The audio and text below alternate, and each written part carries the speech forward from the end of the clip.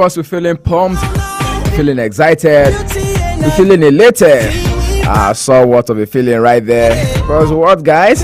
International break is here, and the players are already touching base. It's been said that the camp is bubbling, and we are as bubbling as they can be as well. Looking forward to the double header that is going to be played in the African Cup of Nations qualifiers, Morocco 2025 qualifiers. The Nigerian Super Eagles up against the Mediterranean Knights of Libya.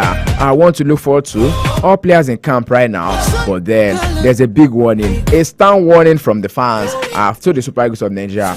Do not underrate this Libyan side, because a couple of news making it true is that this Libyan side will be fielding a couple of home-based players, and because top of the players are definitely out injured right now. I'll talk about that on the show this evening. Let's talk about other sports. What we've got news coming through from you from the world of basketball. The NBA preseason is currently underway right now, and then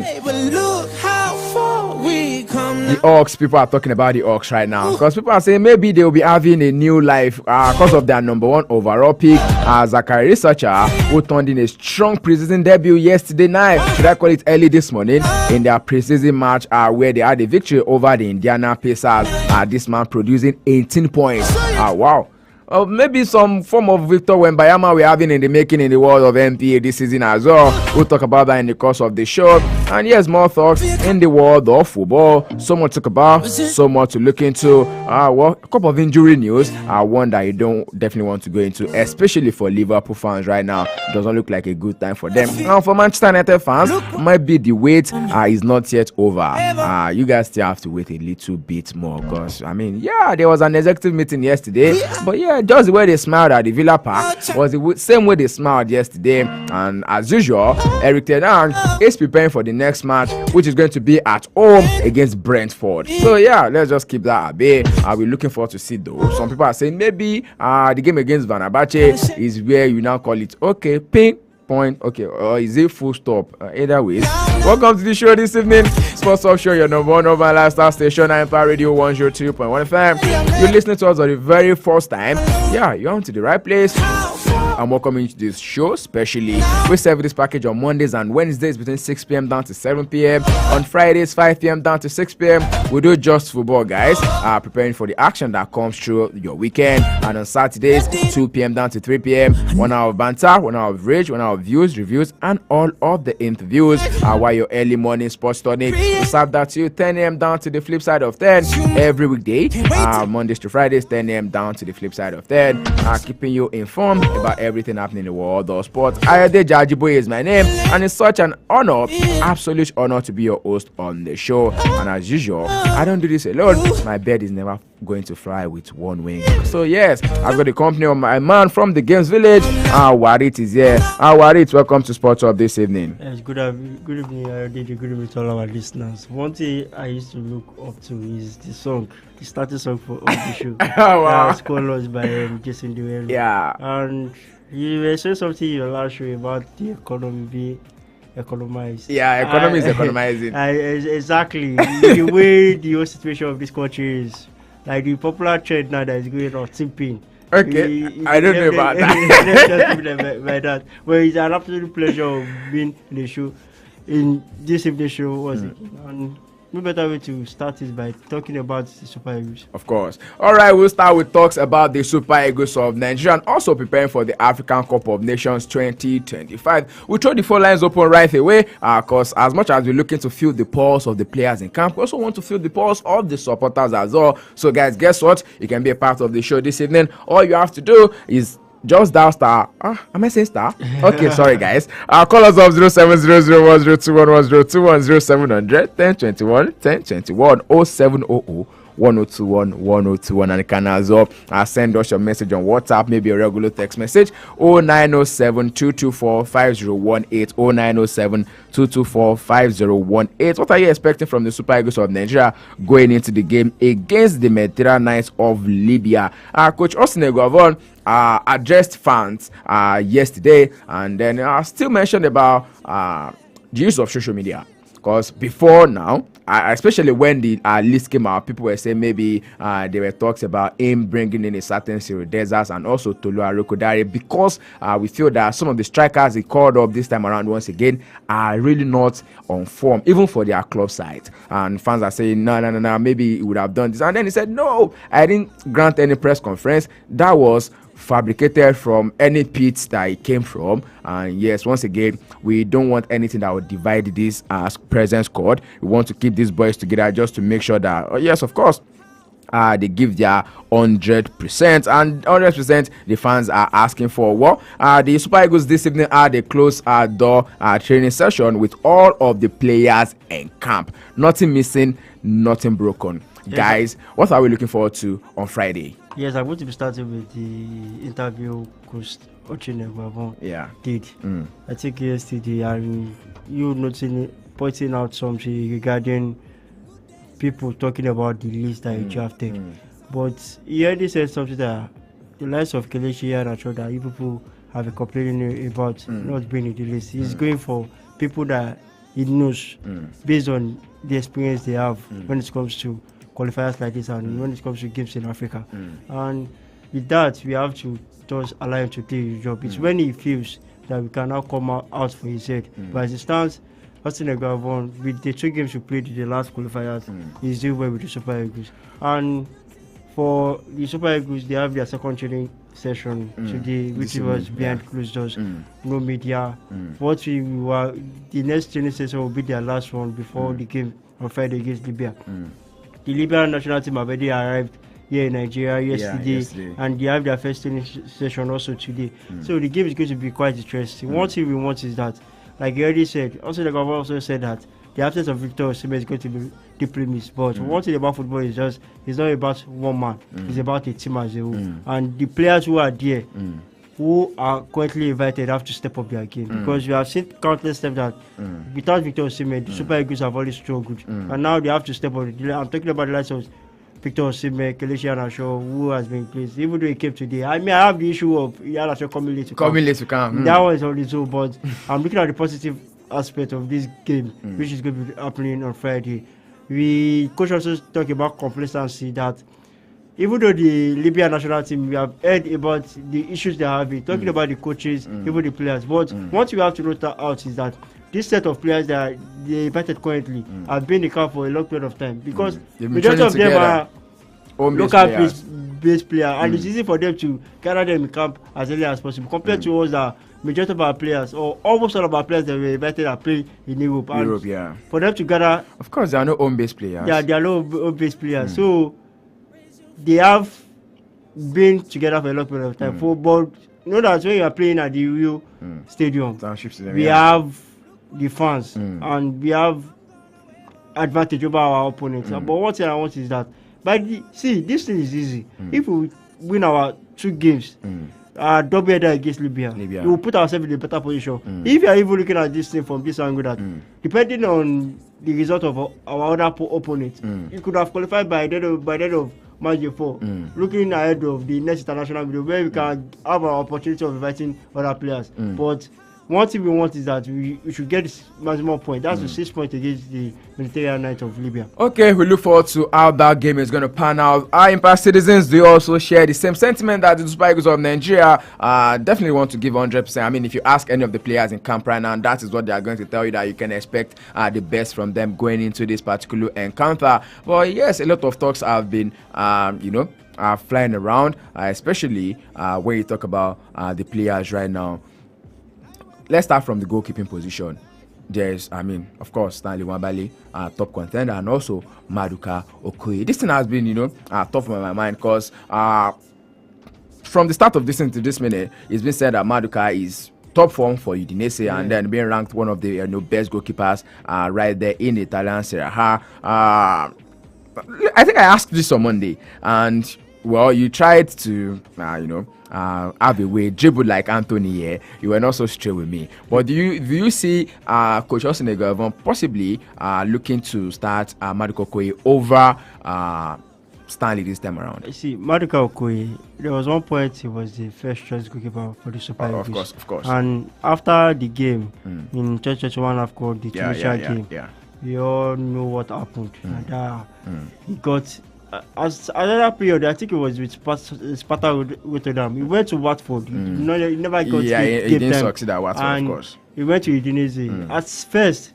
first choice goalkeeper. I think I've forgotten the name. Was the choice? He had to fight his way into the team, and since last season we could see what he has been doing with Udinese. Now the start of the season, he has been one of the top goalkeepers when it comes to the Italian Serie A. But they just say that if the person that you have as your number one hasn't done anything wrong, then there's no point in changing who is there currently. So until Stanley Nwabali has made the mistake of multiple errors on multiple occasions, then we can now have this conversation of getting or one of the two other goalkeepers stepping up as the number one choice. But for Stanley Nwabali, he has been impressive with both his club side and also the national team. I could remember the game against Benin. There were some top-notch saves he made in that game where the opponents got into dangerous. You think Maduka would not have done that as well? Maduka would not have done that. But see, one thing about coaching. You still holding a grudge against Maduka from that Tunisian game. Yeah, I'm holding a grudge against Maduka Okoye. But they say that if someone's own doesn't spoil, another person's own is gonna. So until let Nwabali spoil before Maduka Okoye gets its own opportunity. Why is that big? A special show right here on Radio 102.1 FM. Citizens, don't forget, can be a part of the show. 0700 1021 1021 is the number to call. And you can send us your message on WhatsApp, maybe a regular text message 0907 2245 You are live on our Facebook fan page at impact radio 102.1 FM, impact radio 102.1 FM, as well as on YouTube at impact 102.1 FM. Subscribe to our channel, turn on post notifications so you can be the first to know whenever we go live. We're also live on X, which is formerly Twitter, at impact 102.1 FM. Send us your comments and also what are your feelings about the particular game that is going to be happening against the Mediterranean Knights of Libya on Friday. We're still looking forward to that, and I'll be giving you more updates before the game and even after that particular first leg before we travel right there to Libya to play the second leg on October 15. Still talking football on the show this evening. We'll talk about the CHAN Championship of African Nations Football. Last year, no, it's a biennial competition. Yeah, so the last one was in 2022, if I'm not mistaken. Yeah. We got knocked out by Ghana. The same year we got, the previous year we got knocked out by their Black Stars. Yeah, that was prior to the World Cup qualifiers, and then their Black Galaxies as well knocked us out. I think they did the treble against us. The under 17, the under 20, the under 23, and even their Black Stars as well. So now this time around, a rivalry has been renewed. Yeah. We'll be playing against them in the CHAN qualifiers. This CHAN, fine, we know that Austin Eguavoen has come out to say, okay, guys, you know what? I will not be in charge. I will only supervise. But we don't have a list of these players already. And this game is going to be played in earnest, guys. December 2022. That's going to be when the first leg is going to. So our game is going to be between that period. Yeah. CHAN Eagles. Yes, another Jollof derby between Ghana and also Nigeria. Like you already pointed out that the last time we faced the Black Galaxies, we went to Cape Coast, lost 2-0, and came back here in Nigeria, won 2-0. But at the end of the day, we lost some penalties. I think 5-4 was the result at the end of the day. And that was other Coach Salisu Yusuf. No one thing we're having now this time around is that we're having a bit of fair share when it comes to the coaching of the CHAN Eagles. We're having two top managers, that's Daniel Gomodiri and also Fidelis Ilechuku. One of the interview that this guy did, Austin Eguavoen, yesterday, he came out to say that both managers have settled their differences. Yeah, I mean, we don't see that as a rift. I just find it kind of, if you take a look at it from the angle of, commercialization of the league, because anybody else are two top coaches are actually having been at loggerheads. You want to be inquisitive, you want to be like, what's really happening in that place? Yes, and what we want is that both coaches are going to be working hand in hand, working together to achieve just one result, getting the CHAN Eagles into the next tournament that's going to be happening in February in Kenya, Tanzania, and Uganda. See, the that tournament started in 2009, and the competition has been held on seven occasions. And a footballing nation such as Nigeria has not won it. Qualified on 3 occasions out of 7, just to show how bad it has been. The last 2 times we have not been able to qualify. I could remember, was it not 2020? That was under Imama Amak Pakabo. We lost against a Togolese side. Here in Nigeria 2-1 and went away from home, lost to them 4-1 to show how bad we have been. And one thing about this CHAN tournament is just like is a reflection of how your league is. And if you gather the best of the best together and they are not able to qualify for the main competition, then it just shows that your league is not yet there. You know, a lot of fans are already saying it that, I mean, this is going to be, because fine, we've been clamoring that we want our own base players play in the Super Eagles of Nigeria. And then over the last couple of years as well, we've seen what we've been doing in this particular age grade competition not too good. I think there was a particular friendly we played with our own based Eagles where we played. I think we played one against Mexico. There was one against Atletico Madrid as well, if I'm not mistaken. Okay, that one we won. I think we won that one by 3-2. That was the time of this Nwakali, yeah. We showcase what he's got then. But I mean, talking about the CHAN Eagles, the home base players. How best are we going to, get this crop of players to, put Nigeria on the limelight? Just like you mentioned, 9 consecutive tournaments right now. We've made it to the tournament 3 times. That is like, let's say, on a scale of 1 to 10, we've only been able to do, let's say, 2.5. Just to show how bad it is. And you know what thing about it is that, thank God we have a local-based coaching system hard. Because the 2 managers know when it comes to in terms of talking about players, they have to scout for the best. And they have played against most of these players. They have some of them in their team. And it just left for them to gather 23 players against the Ghanaian national team. As it stands, if you are looking at based on the national team of Ghana, they are not that really good. But you can't judge based on that. I could remember one team faced Remo Stars. That's Medema of Ghana. Medema Sports Club, SC. The last CAF competitions, and at the end of the day, they knocked out Remo Stars to show where the state of our league is. If you can be losing against a Togolese side, against a Ghanaian side, it shows that we are not yet there. One thing we have to do is that, like I already said, the CHAN Eagles is a reflection of how our league is. And if our league, if the CHAN team is performing well, then our league is getting to the top level. And as it stands, I remember under Salisu Yusuf, last time we participated in the proper CHAN tournament. We got to the final. After that, there has been no progression. We have rather not qualified for the main tournament. So the 2 coaches have a lot of work to do. We have a lot of, I can mention names who are performing currently in the FFA. There are 2 in Memo Stars where Daniel Gumode is. We are looking at Unduka Jr., which I think we should have gotten an invite into the Super Eagles coach. But there's also this guy Kazim Ogun. No, not even Remo Stars. I think Kazim Ogunleye for Enugu Rangers. And you could see the goal he scored during the week. Match week 5, Why the importance of Fidelis Ilechukwu said it was important when he missed the game against Remo Stars. And I think one of the players this is who have scored an hat-trick. That's Anas Yusuf for Nasarawa United. We have a lot of players who are doing well. And one thing we have to do is when it comes to this regional tournament, we have to show our best. I think it's just 3 teams going, and the game against Ghana is a do or die. We have to beat Ghana in order to. This is qualify. A grudge match. You cannot tell me otherwise. You don't believe the judge. One thing that a lot of people see match, despite his things with the Super Eagles was no good. His first match with the Super Eagles as head coach, he won the game against Ghana. So for Fidelis Ilechukwu, they know the rivalry between us and Ghana. Our fellow. Brothers. Exactly. Brothers. So we have to have one over them. This time around. Yes. All right, we look forward to how that encounter is going to pan out for the Super Eagles of Nigeria. Playing Super Eagles B playing against the Black Galaxies of Ghana in the CHAN qualifying match ahead of the main tournament that will be held next year. We look forward to it, and then I'm hopeful that possibly the likes of Ahmed Musa and also Shehu Abdullah will also still be be in the league, and possibly will be captaining the side through to that one. At least that should be enough motivation for the boys.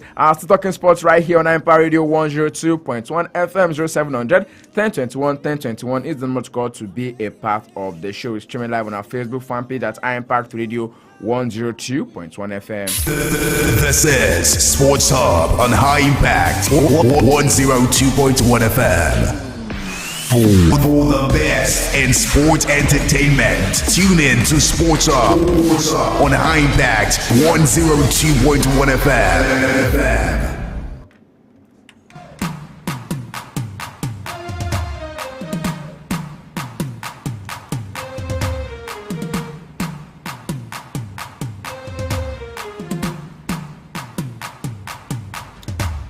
Still the Sports Hub show right here on Empire Radio 102.1 FM, and then since the start of the show we've been looking to preview the game between Nigeria and Libya in the AFCON 2025 qualifiers. And also we'll now be talking about a Nigerian player abroad. Yeah, a lot of people have been talking about Kelechi Nwakali for a long time right now, and then since they made the switch to the Barnsley side, that is the second-tier club in England, from a second-tier club in the Spanish league, that's Liga B, if I'm not mistaken. Well, it's been said that this man has been going through a whole lot, because he joined 2 months ago and he only got to make his debut last night. They got defeated by Huddersfield Town though, 2-0 that one ended.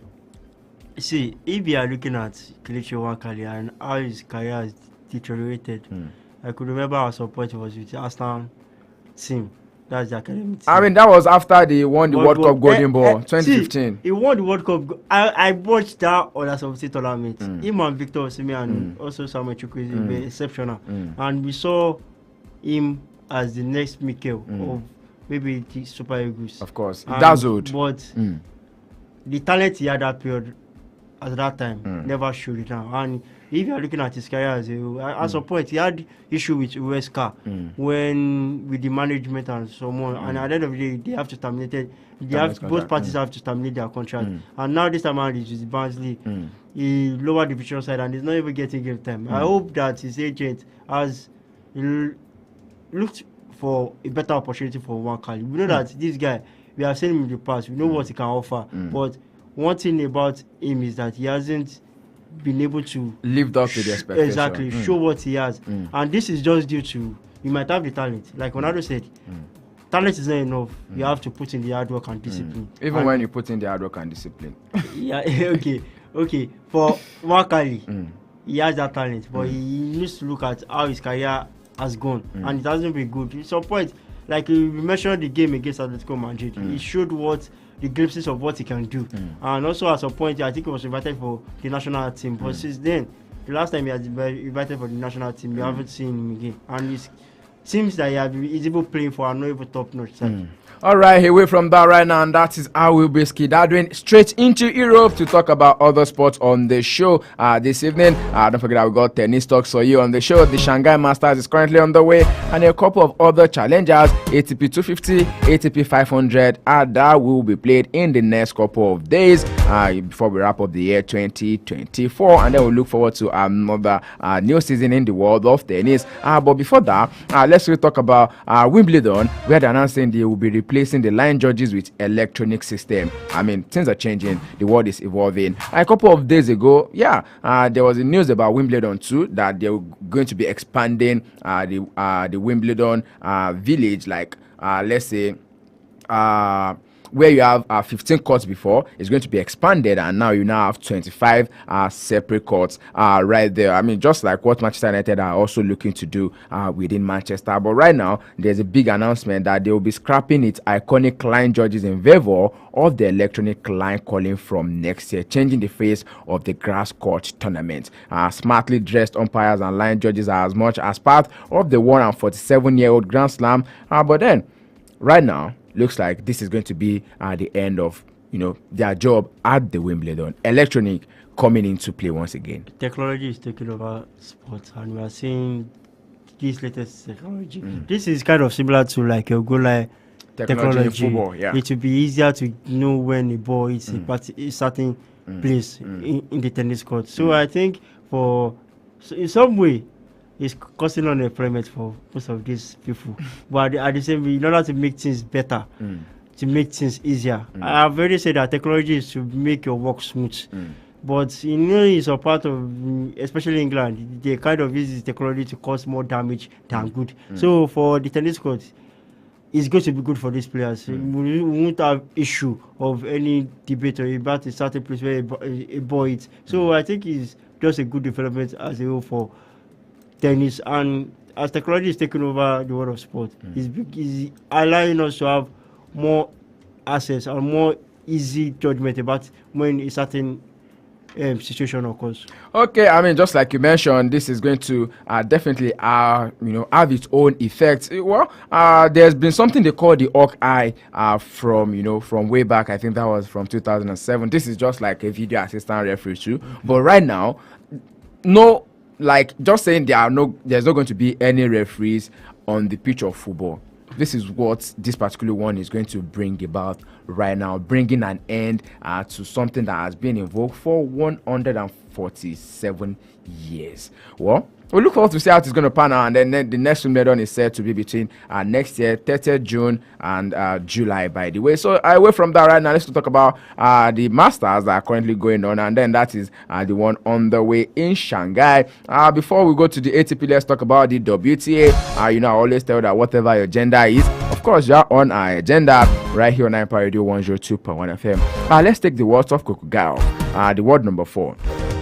She said yesterday that everyone should accept the roller coaster nature of tennis because she's responding to a couple of criticism of her results this season. I mean, a lot of expectations were on her after she won the US Open in 2021, just after. We saw what happened to Emma Raducanu. Yes. That is not something you want to always compare people with. But for Coco Gauff, she has described as an unexpected title, the one she won last week at the China Open, and she's also looking to secure qualification for the season-ending WTA finals for the 3rd consecutive year. But bro, she's been to 2 Grand Slam semi-finals this year, and then she won the title this year as well. 2 titles this year, and that is the China Open, and also I think she won a particular Masters title at the start of the year as well.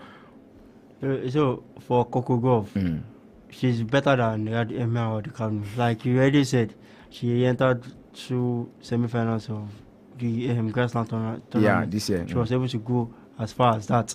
But getting her first singles title, that was the China Open this year. I think the other one was the double title.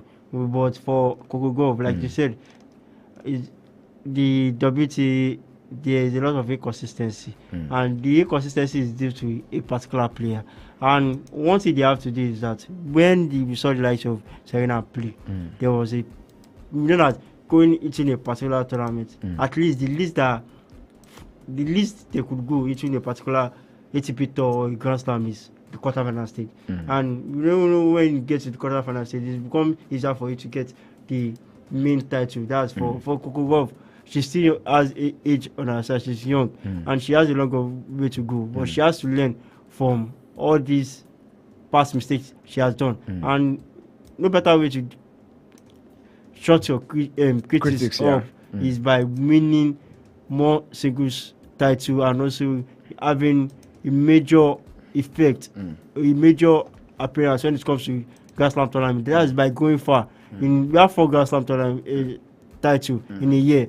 At least if you can win one, and the rest, let's see how far you can go in those Grand Slam tournaments. All right, now still talking about tennis, we'll go straight into the ATPs right now. Yesterday, something happened here, and this actually has to do with one man, Francis Tiafoe, who lost his cool against the chair umpire for a couple of calls that the chair umpire actually made, and then he'd be like, no, this is not too good. He caused out at him, and he was made to pay for it. Finally, he lost that particular game. He lost against unseeded Roman Safiullin 5-7, 7-5, 7-6. But of course, trust me, it was not only Francis Tiafoe who was furious against a umpire yesterday, because Stefano Tsitsipas as well ranted at the umpire, says you have no clue about tennis. You have seen these issues in tennis for a long period of time. A noticeable name is Nick Kyrgios. I don't know when Nick Kyrgios is always playing. There's this anger issue he has. He's always going at the umpire, and this is just due to when the umpire goes in your favor, and we see some issues like this. I don't think the tennis player, when you are playing sport, especially a lot of sports.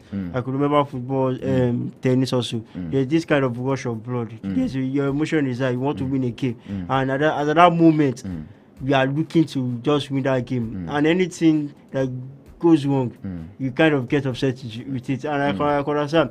These tennis players have to calm down, and also this umpire have to look for a way in order to, when it comes to that decision, they have to look for a way to balance it and not make this thing continue to happen in the world of tennis. Of course, they are impacting the game. Tsitsipas called out the umpire Fergus Murphy for calling a time violation during his game on the 10th-seeded Greek in the second set of the match against Dani Medvedev.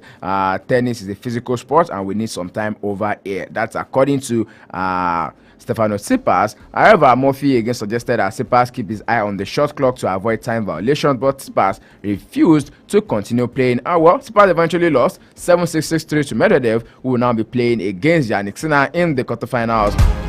Like I rightly mentioned, in a similar incident yesterday, 13th-seeded American CFO also caused repeatedly at the chair umpire. Second-seeded Alexander Zverev also accused umpires of, spoiling the whole tournament this year as part of a tirade during his match. So, looks like the umpires are the bone of contention in the Shanghai Masters this year. Jannik Sinner, who is now going to be playing against Medvedev, avenged his own defeat to Ben Shelton in the fourth round of last year's Shanghai Masters when he won 6-4, 7-6 victory, spoiling the 22-year-old American's birthday today. Today is Ben Shelton's birthday, but he got defeated at the Shanghai Masters. Not too good. No, not too good of a birthday gift for yeah, well, talking about birthdays today, an authority has been said that we got Asisa Toshola's birthday today as well. So, we are right here on Empire Radio wishing Agbabola happy birthday. Away from tennis talks right now, let's go straight into the world of basketball. The NBA preseason is very much up and running right now. And like I mentioned at the start of the show, it's been said that number one overall pick, Zachary Researcher, turned in a strong preseason debut last night to help lead the Atlanta Hawks to a victory over the Indiana Pacers. Researcher produced 18.3 rebounds and 2 assists in the 131-130 win at the State Farm Arena, shooting 7 of 9 from the field, including 3 of 4 from 3-point range, and finished the game high 15 in nearly 23 minutes to lead the Hawks' effort off the bench. 19-year-old bro. Yes, just to mention, this is the expectation you want from the first drafted player. I know where you are driving now. Don't even bring in Bronny to this one.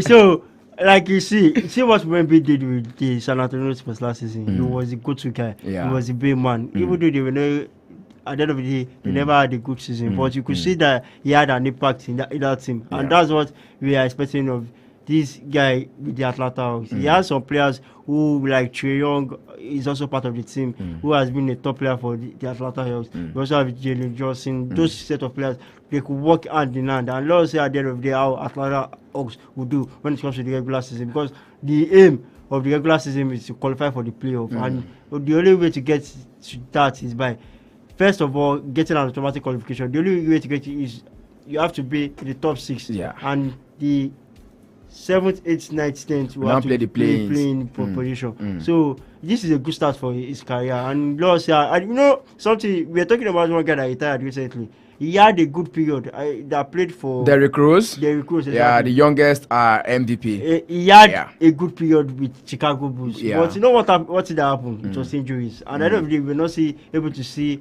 the best out of him. Someone who had a good early career, start in his career. And what we want to have is that consistency with these players. And talking about consistency, this is going to be Victor Wembanyama's second season in the NBA, and he's going to be in action later this evening. The San Antonio Spurs will be playing against the Orlando Magic. There's going to be a new addition, though. That is going to be Chris Paul, who will also be making his preseason debut. The Doe, who sat out of the first exhibition opener because they wanted to rest them. A couple of guys are actually injured for the San Antonio Spurs, though. I think they lost that game to the Oklahoma City Thunder. I'm trying to factor, but I know Victor Wembanyama did not play their first preseason match of this season. So we're looking forward to see him in action later this evening. Wembanyama is now in his second season after that historic Rookie of the Year, where he averaged 21.4 points, 10.6 rebounds, and a league-leading 3.6 blocks. Bro, that guy is tall. The guy is tall. You know when they were doing their media rounds, Chris Paul. You know that Chris Paul he's not that tall. He's tall. Paul is actually way older. I think Paul is 39. Paul is an experienced player. He has been here for a long period of time. Like Chris Paul. But you know this guy has that height, and it's easier for one thing about NBA is that if you have the height, you have more opportunity of getting into this thing. And I could remember one match where he just hold the ball, and there's one shot player. That was just like imagine that this guy is just too tall for some players to handle, and you could see that he's not just his attacking skills, he also has defensive skills. When he's going against some of the top NBA players, it's kind of easy for him to defend against them because he has the height to stop them or prevent them from shooting into the basket. And I think for Wemby, we are expecting to see what we saw with him last season, and now he has the complement of Chris Paul in the team, who left him go to the State Warrior last year, and we will kind of see the combination of both of them. Where Chris Paul is good at assisting most of these top players. He's more of he doesn't have to be on the spotlight, but what he does in the team, you see the effect. I think Chris Paul, you can liken him to this. I'm trying to remember the name of this guy now who played for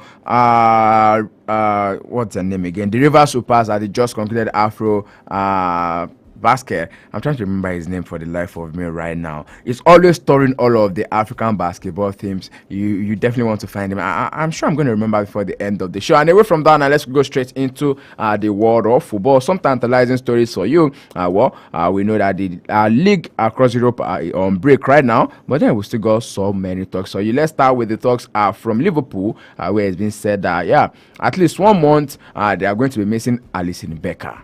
That game against Crystal Palace was kind of, he did everything for Liverpool in order to keep that clean sheet, and the goalkeeper they brought in was able to continue the compliment what Alisson did. But it would have been so painful if at the end of the day Liverpool lost that game or drew that game because Crystal Palace were at that point they were all attacking, and we know the effect of Alisson. We have seen that he's a top goalkeeper, and he has the balance of this sweeper, and also when it comes to saving. Most teams now want a super goalkeeper, that's the modern goalkeeper who can pass the ball. But Alisson has that in balance. And we see that when it comes to the Brazilian national team, he is always the first choice ahead of Ederson. Ederson might have the ability of playing as a modern goalkeeper, being the passer of good, in terms of good passing, is ahead of Alisson. But Alisson, the job of a goalkeeper is to save ball, and we have seen that with the defense he has, with the likes of Konate and Van Dijk, both set of people will be able to work together and put Liverpool in the position they are. They are currently top of the EPL table, and after 10 games of the season, they have 9 wins. And you could remember he had injury at some point, I think for 3 games, where the second choice goalkeeper Kayo stepped up. And one thing about this thing is that if you have a reliable second choice goalkeeper, then the first choice goalkeeper will kind of feel relaxed. But I think for Alisson, it's going to be a big miss for Liverpool. All right, of course, a big miss is going to be for Liverpool. Away from let's go talk about one more talks from a particular club, but this one has to do with the Spanish La Liga, where it's been said that Saudi Arabia has now consolidated its branding push with Atletico Madrid. They are going to be paying for naming rights to the Spanish club stadium for the next 9 years. So Stadio Metropolitano might just be changing its name very, very soon, because Atletico, which has been sponsored by the Saudi state owned Riyadh since last season, confirmed earlier today that its Metropolitano Stadium will now be known as just like you have the Etihad Stadium in England, you now have the Riyadh Air Metropolitano henceforth. See, if you bring in the money, no matter anything is possible.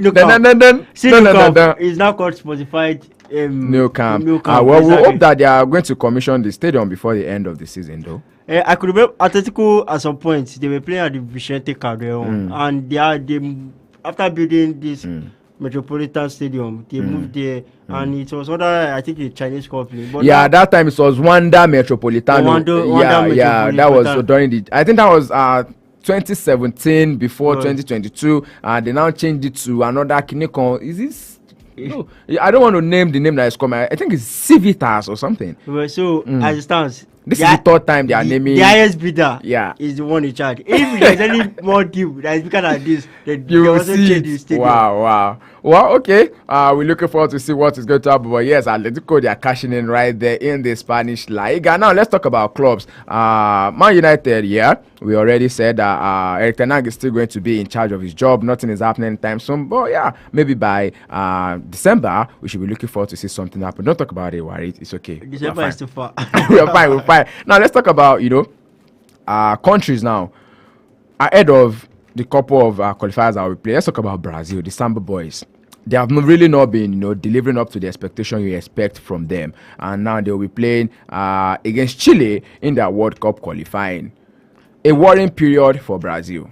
It's a worrying period for Brazil because we are kind of seeing what we used to know fifth in their group right now. About the Brazilian national team. I grew up watching the likes of Robinho, the likes of Ronaldinho, the likes of Neymar, the likes of... The only person close to that ability is Vinicius Junior. And it's going to be hard for the Brazilian national team because he has, I think, a neck injury or so. But for them, this thing about the World Cup qualifier is going to be painful if we are not going to see a Brazilian side country as Brazil they have won it 5 times at the World Cup. It's just like the Champions League where you don't see Madrid. In the mix of it will be if quite surprising. you don't see Barca, it's fine. They were not there 2020. Was that 2022 when they played against United in the Europa League? No, they qualified. They came. Okay, they came to the Europa League. Okay. But for the Brazilian national team, we are seeing a new set of players, the likes of Endrick, the likes of Paqueta, who on a normal day you will see these people as kind of average. But one thing is that they have a lot of opportunity because I think it's we're having a new format. Now we are going to be having 5 teams from the CONMEBOL aspect. But at the end of the day, Brazil is a top nation. But where you want to see Brazil is the top when it comes to the qualifiers. I mean, they're in a group with Colombia, Ecuador, Paraguay, and they are Chile, and they are 5th on the log. It's not too good for them. To show how bad their form is. You could remember the Copa America also. Back to back now, they have got knocked out of the quarterfinal stage. Last time was with Uruguay, which a lot of people expected them to challenge the Argentine national team. But when teams like Brazil really do it, then it will be easy for countries like Argentina to win their own their own local tournaments. The CONMEBOL, the CONMEBOL. That's the Copa America. So I think with the Brazilian nation, they still have a lot of work to do. All right, away from that right now, let's go talk about a couple of transfer bits here. We are monitoring that it's possible that Liverpool will be looking to Karim Adeyemi from Borussia Dortmund, just in case Mohamed Salah decides to leave by the end of this season. We're still monitoring that. And then away from that, it's been said that Watford are also looking to sign Flying Eagle star Charles Agada this January, joining this championship side. Watford in January transfer window, currently with Marvelon FC in the Nigerian Premier. A couple of times you said it that players can easily move from the academies or the NNL, the NLO straight to Europe more than they can move from the MPFL straight to Europe. This is what we are seeing with Marvelon FC sending Charles Agada to the championship with Watford. And Nigeria has actually had it, a couple of times with Watford.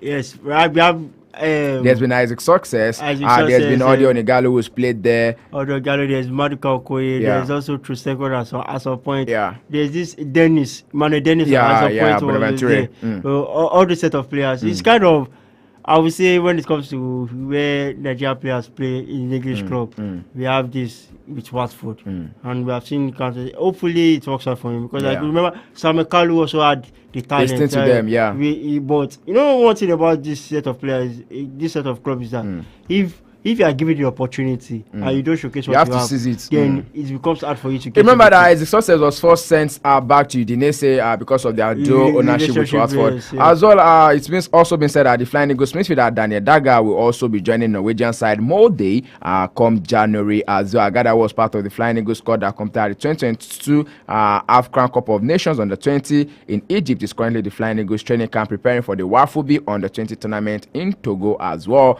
At Watford, Agada will now be, a couple of former Flying Eagles stars. Don't forget that there's Tom Daley Bashir at Watford as well. Before we wrap up the show, let's talk about Formula One. Lewis Hamilton has been one person that's always been clamoring for the fact that, you cannot just be taking the Formula One to all other continents around the world, but yes, you are neglecting Africa. But looks like he's going to be having something good this time around, because South Africa sports minister is now insisting that Formula One will definitely return to the country despite third effort to get the Grand Prix back onto the annual calendar. Formula One last race in South Africa, Mosimosaku Kialani in 1993, and since then, they've not been back. I saw this thing yesterday, and I had a conversation with one of my guys, and the person said it's quite painful not to have at least a Grand Prix, because other continents at US has 3. Yeah. Austin, Texas. We have Texas, and also have Las Vegas, Miami. To show how, one thing about sports is that when it comes to is a business, you have to look for the business angle. And I said that if South Africa could host the World Cup in 2010, then there's nothing that could not be them from. We just need a projection. We don't say a 10-year plan with this to achieve at least a Grand Slam, Grand Prix in Africa. And the only countries that you could think of off your head is South Africa and maybe Morocco. And I've said it that if this, when it comes to the Formula, the people who want the Formula, if they want to have a Grand Prix in Africa, it's easy. It should be achievable. What you just need is investors and sponsorships. And there's no. Where you have the likes of Lewis Hamilton already clamoring or pushing for it, yes. It will be easy for them to have a Grand Prix here in Africa. All right, we look forward to see what is going to happen. Don't forget that it's just under 2 weeks before we now see the United States Grand Prix once again, which is going to be held right there in Austin, Texas, between 18 to 20 of this month. The first of the 6 races before we call it a wrap on the 2024 calendar year of the Formula One the Grand Prix. Amazing time it's been with you guys on the show this evening. Sports Talk Show right here on Empire Radio 102.1 FM, taking you through all of the big stories making it through in the ever exciting, ever dynamic, and sometimes controversial world of sport. But before we wrap up the show, talking about AFCON qualifiers, it's been said that the Egyptians are hoping that Omar Mamosh will continue his club form and also play very well alongside Mama Salah. Don't forget that Omar Mamosh right now, who plays for Eintracht Frankfurt, is the top scorer in the German Bundesliga with 8 good goals, bro. He scored against Bayern Munich. Yeah. And the game ended 3-3. And one thing is about these African players, or especially international duties, is based on form. If you are good, if you are having a run of games and you are showing what you have, you get called up for the national team. And what you have to do is that when you get the opportunity to play for the national team, you have to bring in your club form into the national team. And for the Egyptian national team, they are on their way to qualify for the next AFCON. They are playing against Mauritania. I think it will be an easy job for them. Well, last one before we call it the wrap, Senegal.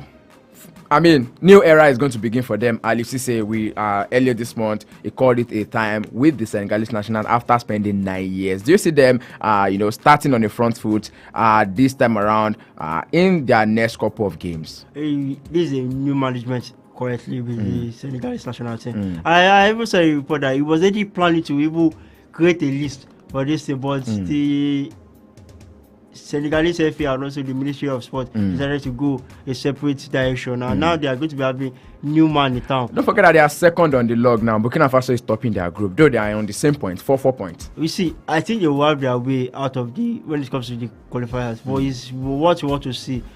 Are we going to see the Senegalese or board who haven't have that impact until Aliou Cisse came into becoming the coach? 2 World Cups, bro. Exactly. 2 World Cups. So now it's left for let's see the decision made by these people. That's the board in charge of is it a good decision or a wrong decision at the end of the day? The only way to judge that is based on the results these coaches. Well, quickly, let's talk about Mali. they dropped the player because of his height. Yeah. Some sound said the same manager was supposed to sign. Don't forget, he left Philippines to join for Mali, and then he dropped the former under-21 international Musa Silla, who plays for Shako because of his height. I kind of question some. If it's just basketball, I understand. But this is football. It doesn't matter. We have seen people who do it. This guy has scored 6 goals in 8 Bundesliga 2 matches. See, this is the decisions we kind of question from coaches. But at the end of the day, it is their own choice. And if it goes the wrong way, then they will come out. A lot of people come out to criticize them. I could remember Babena. Babena is not a top player, but at the 2014 World Cup, he was able to play with the French national team. If not for the issue he had with Karim Benzema, we still be seeing him with the French national team. But this is the coach's decision. The new man in charge, the new king in charge of the Mali national team. If it doesn't go right for him, then a lot of people come out for his head. All right, that's how much we're taking on the show this evening, man. Thanks to everyone who's been a part of the show. I'm sure by Friday we'll be right here talking to you and also preparing you, previewing the match between the Super Eagles of Nigeria against the Mediterranean Knights of Libya. We're looking forward to see who is going to be leading the line for Super Eagles of Nigeria. Osimhen less, but we know that another victor is in town. Who all of the fans are right now, possibly some are praying that we see him get on the score sheet this time around, replicate the same form he has with his club side with the national team, and that's talking about Victor Boniface. Warit, before we call it a wrap, your last shot on the show this evening. I forgot to talk about Kopama winning the. Okay, the Indians Men Player of the Year. An amazing year it's been for Kopama, though. I don't forget that he won the PFA Young Player of the Year award as well. Yes, but what I'm trying to point out here is now there have been talks about either Jude Bellingham or Bukayo Saka. But for Bukayo Saka has won it twice in a row already. 2021, 22, 22, 23. I'm not even looking at it from the Saka angle. I'm looking at it from the Jude Bellingham angle. Okay. It's what he had with Real Madrid last season. Because he won the Champions League final, won the La Liga, and all that, and he had a good start as a Real Madrid player. Yeah. But at the end of the day, if you're looking at as a player, based on the numbers, Kopama has good numbers. 23 Premier League goals, guy. 30 goal contribution, 22 goals and 11 assists. And you haven't started the season quite on fire. But as a whole, if you're looking at just this number, the team aspect also, you have to bring it, he has to come into play. That's the team factor. Chelsea were bad last season. So now your debate is that it should have been Jude Bellingham because of his form for Real Madrid, pivotal to them winning the UEFA Champions League last season. You have to balance everything together, bring everything together. So, but still, if you're looking at all the numbers, Kopama also has a chance of winning it. Okay. But as a whole, I don't know, congratulations to him. All this, about Friday, we are going to be here. Yeah. By the time we are here, the game would have started. Yeah. And they'll be here to give you all of the commentary you want to hear. Well, for Napoli, it looks like there's still so much talk because Kvija Kvaratskhelia is also being said that they are holding talks as regarding his contract. We look forward to see what's going on, but I'm not sure Kvaratskhelia will be leaving Napoli anytime soon. Man, thanks to you once again for being a part of the show. Aide Jajiboye is signing out this evening. I tell you to stay sporty, stay active, drink enough water to stay hydrated, go out there and be the best version of yourself. We'll be back here on Friday between 5 p.m. down to 6 p.m. on the Sports Hub Show once again. Do have a blessed and highly favored night. Enjoy the rest of your night, citizens, and the Drop Down Show continues. High Impact. Hi, how may I help you? Which station can I take as my everyday companion? You already know. It is High Impact 102.1 FM. We are as mobile as you could listen to us on your devices via our website, our mobile app, and our social media platforms. Thank you very much for your feedback. We got you covered. AI Impact. Hi, how may I help you? So everywhere's a bit boring. I was wondering where I could get the perfect blend of education and entertainment. Do you have any suggestion? Of course I do. You're at the right place. Here on High Impact 102.1 FM, we give you premium edutainment. We promise you'll never get bored with us. In this Nigeria? Yes, and here's the good news. You can actually listen to us wherever you are.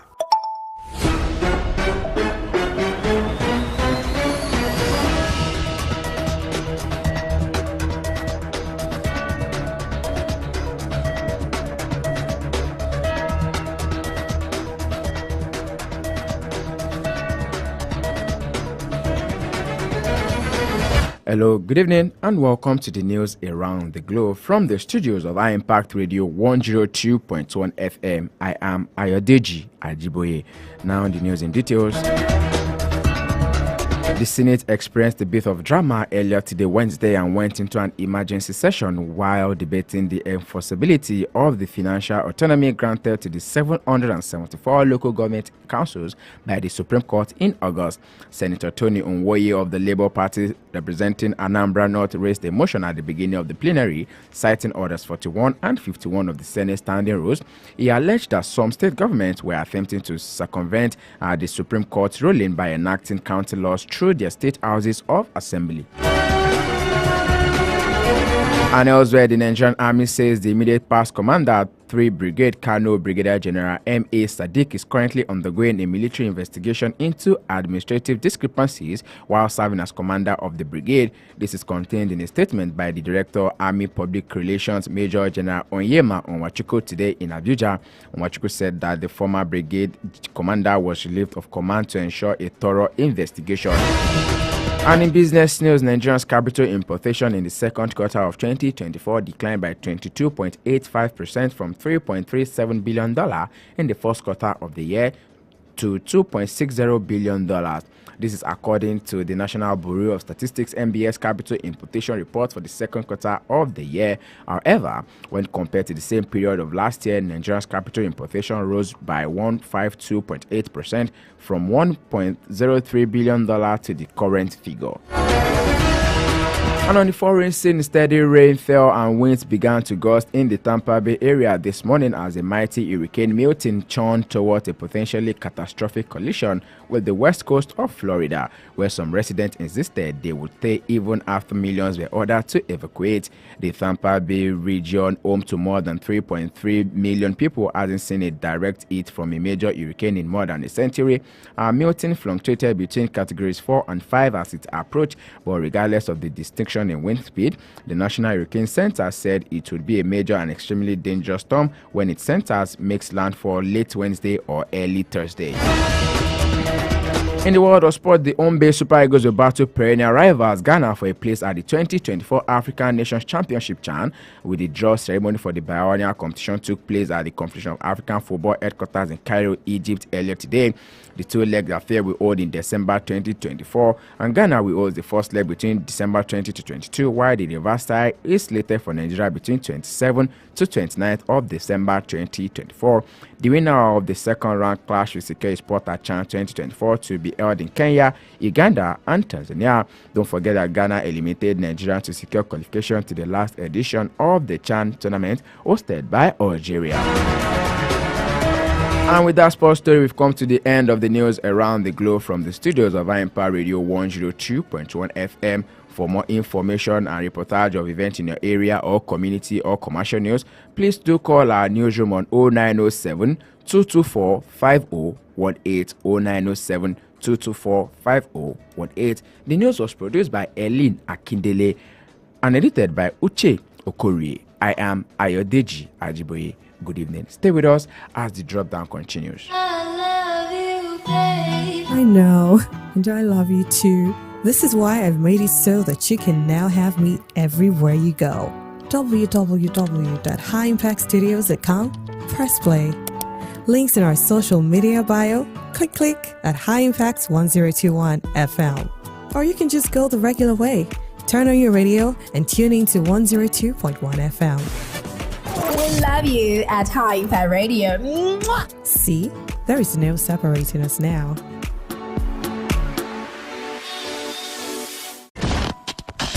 Put a touch of class and finesse on your brand by advertising with us at High Impact 1021 FM. For more information, call 0706 393 5694, 0915 958 1881, or 0902 745 3931. Follow us on our social media platforms At High Impact 1021 FM. Our deals are hotter than the weather itself. Our deals are hotter than the weather itself.